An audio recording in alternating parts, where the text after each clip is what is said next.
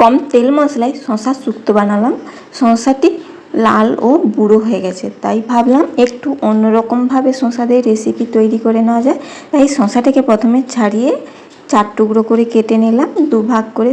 এরপরে কেটে নিলাম বেগুন কেটে নেওয়া হয়ে গেলে কেটে নিলাম উচ্ছে কেটে নেওয়ার পর আলু ছাড়িয়ে আলুটাকেও কেটে নিলাম শুক্তোর মতো করে। যে সবজিগুলো শুক্তোতে দেব সেই সবজিগুলোকে কেটে ধুয়ে পরিষ্কার করে নিলাম। আর শুক্তোর মশলা তৈরি করে নেওয়ার জন্য প্রথমে আমি 20 টাকার দামে পোস্ত দিলাম ও আগে থেকে ভিজিয়ে রাখা গোবিন্দভোগ চাল দিয়ে মিহি করে বেটে নিলাম। ওই বেটে নেওয়া হয়ে গেলে ওই শিলের মধ্যে কিছুটা আদাও বেটে নিলাম। এই পাশে শুক্তোর মশলা রেডি ও কড়া বসিয়ে নিলাম। কড়া গরম করে 1 চামচের মতো 5 ফোড়ন ও 1 চামচ রাঁধুনি মশলা দিয়ে খুব ভালো করে গরম করে গুঁড়ো করে নেব। কড়াতে সর্ষে তেল দিলাম একটু বেশি করে। কড়াতে সর্ষে তেল গরম হয়ে গেলে প্রথমে বড়িগুলোকে ভেজে তুলে নিলাম।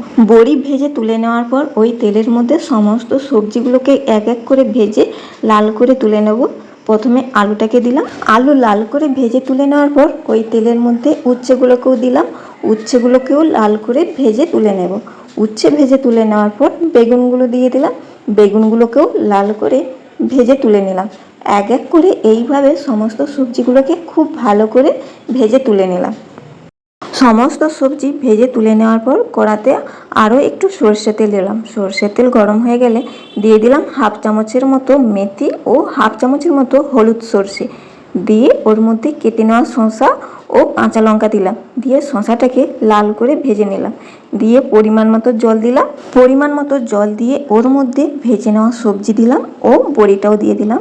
সমস্ত সবজি ও বড়ি দেওয়া হয়ে গেলে ভালো করে সবজিগুলো জলের সাথে মিশিয়ে স্বাদ মতো লবণ ও 1/2 চামচের মতো চিনি দিয়ে আবারও খুব ভালো করে মিশিয়ে নিলাম। আর ফুটতে শুরু করলে বেটে নেওয়া মশলা, আদা বাটা ও পোস্ত ও চাল বাটাটা দিয়ে আবারও খুব ভালো করে মিশিয়ে নিলাম। সবজিটা ভেজে নেওয়ার জন্য তরকারি হতে বেশি সময় লাগবে না, তাই ঢাকনা দিয়ে দিলাম মিডিয়াম আঁচে 10 মিনিট।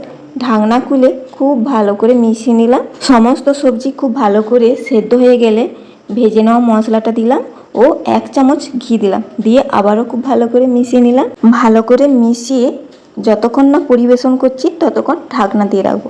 পরিবেশন করার সময় ভাতের উপর দিয়ে আমি প্রথম খেয়ে টেস্ট করে নিলাম। খেতে কিন্তু অপূর্ব অসাধারণ হয়েছিল।